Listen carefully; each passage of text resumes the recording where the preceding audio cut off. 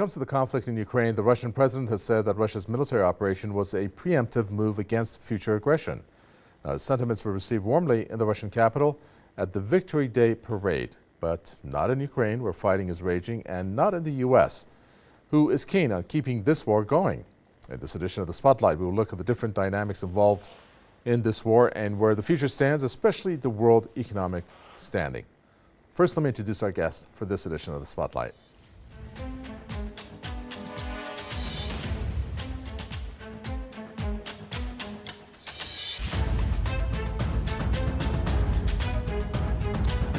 Joining us, activist and commentator Don Debar joins us from Westchester, New York, and we also have lawyer, writer, historian, and former UN Special Rapporteur Alfred de Zayas, who joins us from Geneva.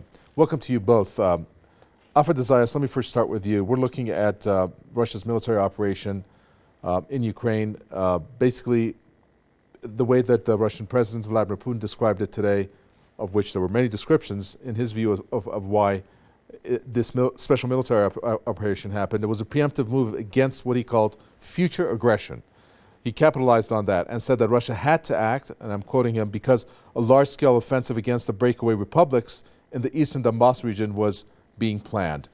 Are you convinced by Vladimir Putin's explanation there? Well, this information has been in the public domain already several weeks. We do know that Zelensky was committed to retake the Donbass by force, and evidently there was also a decision to attack sooner or later Crimea. Now, as a professor of international law and as a former rapporteur, I devoted one of my reports to the General Assembly on the right of self-determination of peoples. And I think it should be the function of the United Nations to conduct self-determination referenda in all countries where there is conflict. As a matter of fact, the realization of self-determination is a conflict prevention measure. And the war didn't start on the 24th of February 2022. You know as well as I do that the war started on the 22nd of February 2014, 8 years ago, at the coup d'etat against the democratically elected president of Ukraine, Yanukovych. And there, of course, the West, NATO countries, the United States, my country of nationality, were deeply involved in the organization and in the financing of that coup d'etat. So you have here a problem of internationalization of this dispute. You have Ukraine being armed to the teeth since 2014, not since January or February 2022. So the resilience of the Ukrainian army and the fact that they have survived this long is a direct consequence of the enormous armaments that my country, the United States and the United Kingdom, and other NATO countries have delivered to the Ukraine, and the logistical support, the intelligence support that has been given. Okay, could I jump in and just make sure we understand you correctly here? Since you're saying that this is something that broke out in 2014, are we to conclude from what you just said there that you're saying that it's not, as you said, something that has happened since January in terms of arming Ukraine, but it has happened since 2014 up to this point, that has continued, which is why they were able to hold out? Is that what you're saying? People say, well, you know, Putin is unsuccessful. He is failing in his attempt to overwhelm Ukraine. Well, he never intended to overwhelm Ukraine. He intended to render Ukraine no longer a military danger. That's why he's focused primarily on destroying the military targets, the railroads. Let me jump in then and bring Don Debar. And Don Debar, I'm mentioning what Putin said because he's explaining himself, and I think it's worth mentioning. And another quote by him: "We saw the military infrastructure unfolding in Ukraine, hundreds of foreign advisors starting their work, there were regular deliveries of the most modern weapons from NATO countries. The danger grew every day. Let's get an idea of the scale of what we're talking about. And first of all, I would venture to say that perhaps the war began even before 2014. Certainly, the preparations for the coup that took place over a few years prior to that were part of the same war. Planning is part of the war.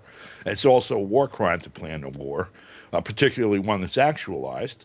But I would say going back to the first time they crossed the Elbe with NATO, after promising, in order to induce Russia to be the only of the four powers to abandon its occupation of Germany, even though it was the most horribly damaged party in the world, more horribly damaged than the United States, Britain, and France combined, and also in terms of body count, including the Jews that the Nazis killed.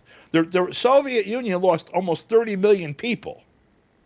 Okay, and people quibble over 6 million people or not in the Holocaust. Granting 6 million, that's 5 times as many people. The United States lost in the 6 figures numbers. Okay, and so the Soviet Union abandoned its occupation of Germany on a promise that NATO would not fill that space up and come forward. And they are now at the borders of Russia inside the Soviet Union. They have the 3 Baltics, they have half of Ukraine, and just for a little scale here, the aid, quote unquote, the military assets that are being transferred to Ukraine just in the first 7 months of this year, what's being budgeted, the 33 million and the 13 or 14, I'm sorry, billion, or the 13 or 14 billion that have been handed over, annualize out to about $80 billion. Russia's entire annual military budget is $65 billion for 2021. So we and also Germany and Britain and France and Italy are sending arms to Ukraine as well. That's on top of the numbers I just cited.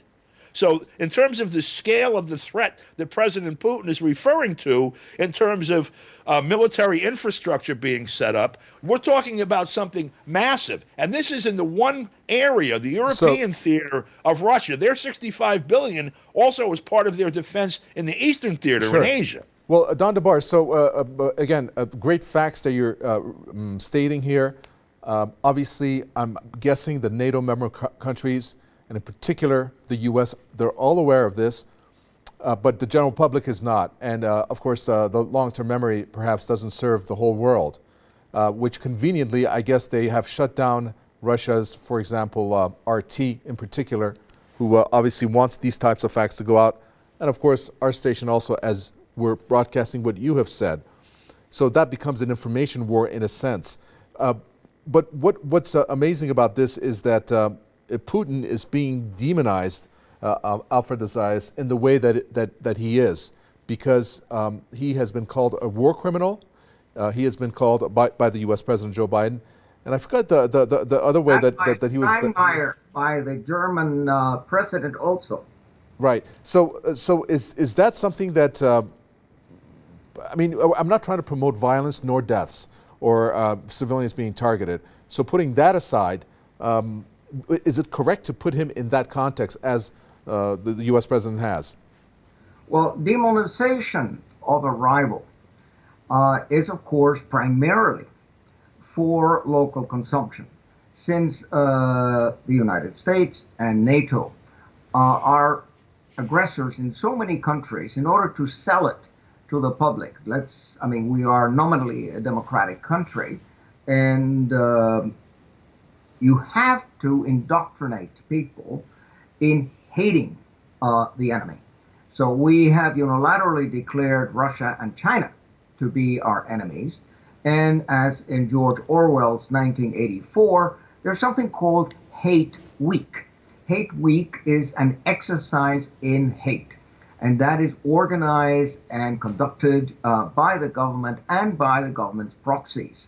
And that is what we have been doing for many, many years. We have a problem here of having brainwashed a large swathe of the American public into hating Russia, into canceling Russian culture, canceling Anna Netrebko and Valery Gergiev, and canceling Tchaikovsky concerts and all sorts of things. This is like in 2003 when we canceled the French and when we rebaptized French fries, freedom fries, etc. It's an enormous machinery of propaganda, and this information war actually works. The majority of the American population doesn't think like I do, or doesn't think like John Mearsheimer does, or like Stephen Kinzer does, or like Francis Boyle or Dan Kovalik thinks, or Marjorie Cohn. The American public tends to think my country right or wrong, and we are by definition the good guys, and we have a mission to bring democracy to Russia, not only to the Ukraine. We want regime change in Russia. We want. That was my next question.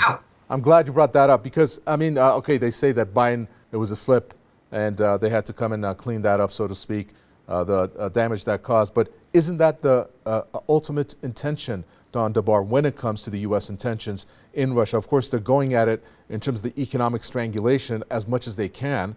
At the same time, of course, militarily, they're trying to bring the Russian military to its knees. But ultimately, do you think that's their goal? Well, that's been the goal since 1917. That's the longest running and certainly most expensive project in human history that has been regime change in Russia, in the Soviet Union. From what Churchill, vowing that or reporting that that Bolshevik baby needed to be suffocated in its crib, to the $1 trillion military, spending, I don't know, 10 trillion, 50 trillion between 1945 and last Tuesday, all geared to dominate Russia and China, to remove the impediments to the utilization by the people that own the United States and Europe and everything else that they could put their hands on, to have access to the resources, the mineral resources and the human resources, without another rival on the planet. That is their objective. They're very clear about it. Brzezinski was clear about it. He wrote about it. He said it on tape a million times. Kissinger, a lot lessers, including some of the clowns they have in power now. This past week, 5 or 6 that I saw on tape say of members of Congress said we are at war with Russia. They say that we are now. Biden says regime change. Some others have said that too, a little more credible. And if that's true, first of all, I'm in the middle of we've been trying to organize people to write something to their member of Congress to say, make Biden stop or impeach him. We can't have a war with Russia. Nobody's interested in that. But the problem we have is this. I remember in 2018 when the shrink who used to be at Yale, who got fired for these kinds of antics, there were 3 or 4 or 5, it ended up being 700 psychiatrists that signed a letter expressing their fear of Donald Trump. Alfred de Zayas, when you see the amount of energy, money, backing, support that comes through the military door, not only by the U.S., but also by the NATO member countries, which many analysts say it's the pressure from the U.S. that is making them do that, because on the side, you have military manufacturers that are jumping up and down, obviously looking at their ticker, I guess, on Wall Street, seeing how much money is being made. But yet, when it comes to diplomacy, silence.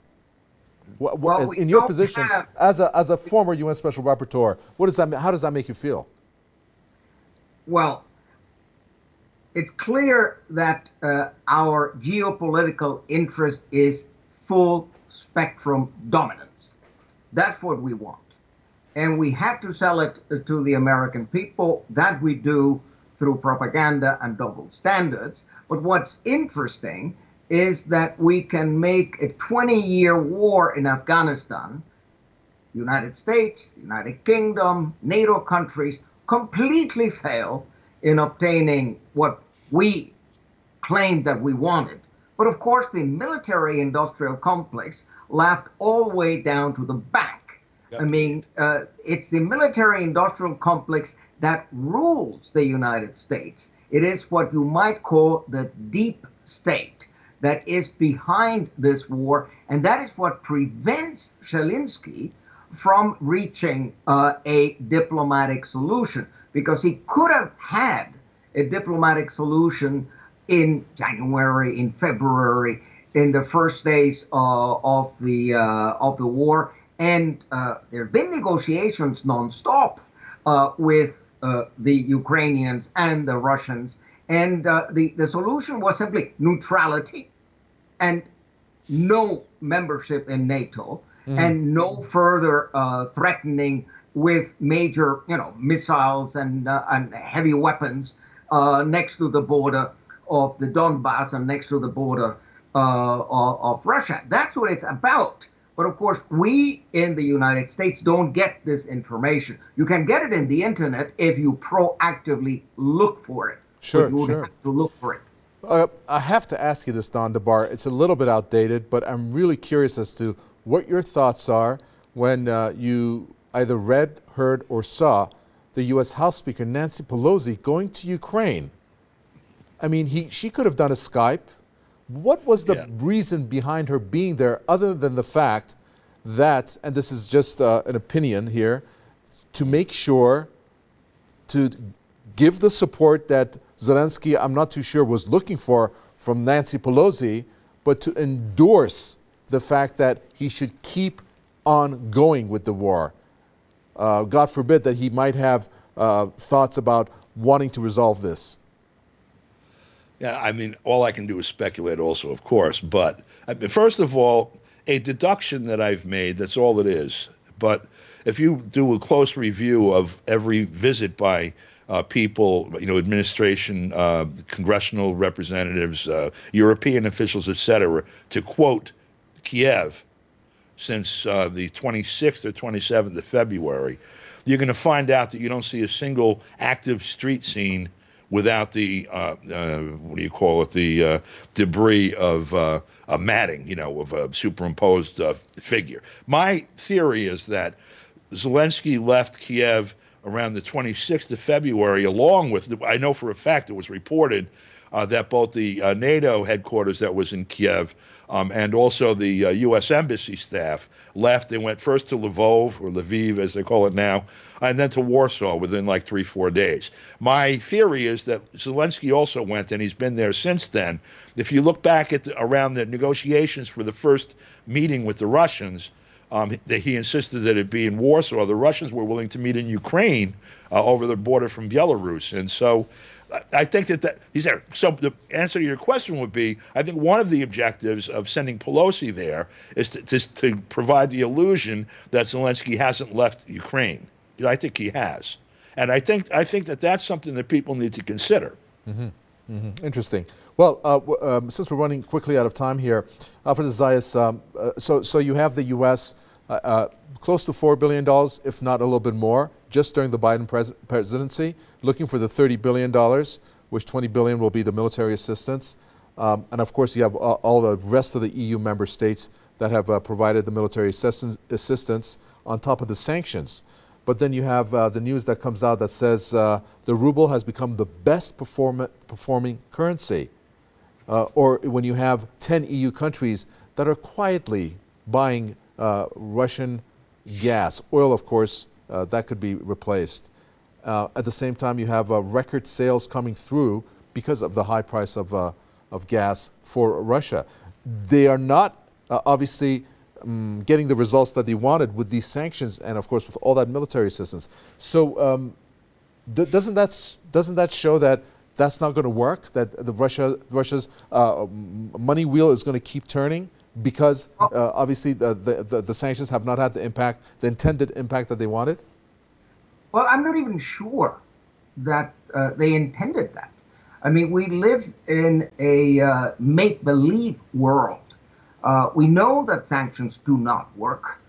Sanctions against Cuba have not worked in 61 years. Sanctions against Nicaragua in 42. Sanctions against Venezuela in 22 years. They have not induced regime change. But we have to somehow show that we are strong and that we are defending our values and that we have a mission to bring democracy to Russia.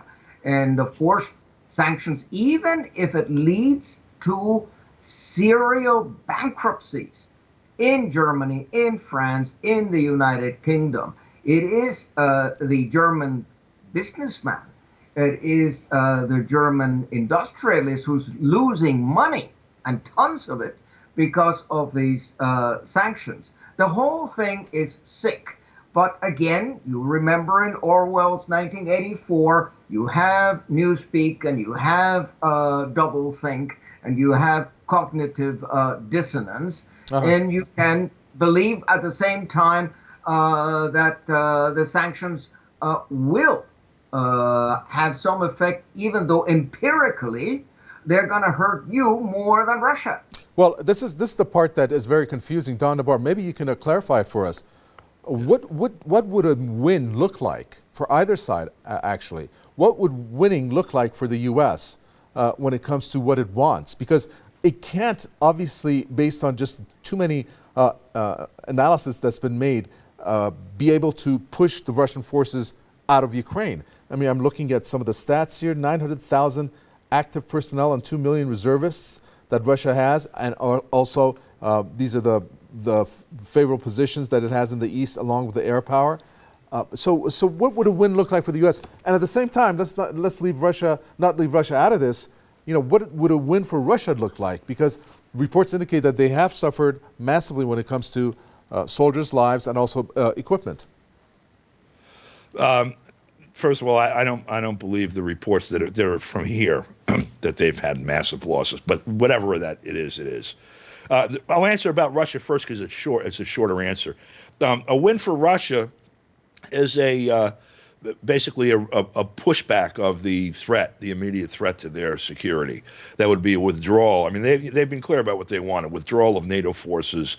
It really should go back to the other side of the Elbe River in Germany. But certainly the border countries should be neutralized. Sort of a Finlandization, as the term is used now by some who hold themselves out as historians, and the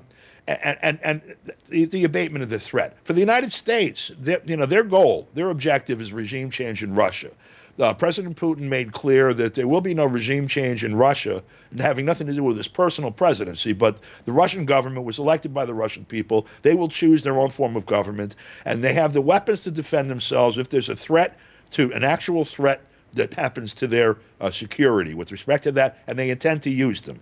So what an American victory looks like, or the outcome is, either they accomplish regime change, or there's a new art form around the world on the order of what they call Hiroshima shadows, only in cities across the United States and Europe and all over the world, which is too horrible to imagine, but is very close to happening. 30 seconds to you, Alfred de Zayas, in conclusion. This is a world conflict now. You have shortages of energy, you have shortages of food, you have the IMF sounding off the alarm in Africa in terms of food insecurity, that there'll be social unrest. Countries around the world are suffering from either wheat, energy I mentioned, inflation, recession. Isn't this madness? It is total madness, and it was predictable, and it was preventable, because the proposals that Putin put on the table in December, which I read, were entirely moderate. And all he wanted was an European security architecture that would protect the rights of everybody, including Ukrainians and Russians. But the Americans didn't want that. I mean, it's been on our agenda to have regime change in Russia. Thank you for that. Unfortunately, we're fresh out of time. That was Alfred de Zayas, lawyer, writer, historian, and former UN Special Rapporteur. Don Debar, thank you so much. Activist and commentator from Westchester, New York. And with that, we come to an end for this edition of The Spotlight. From Mikava Tavai, it's goodbye until next time.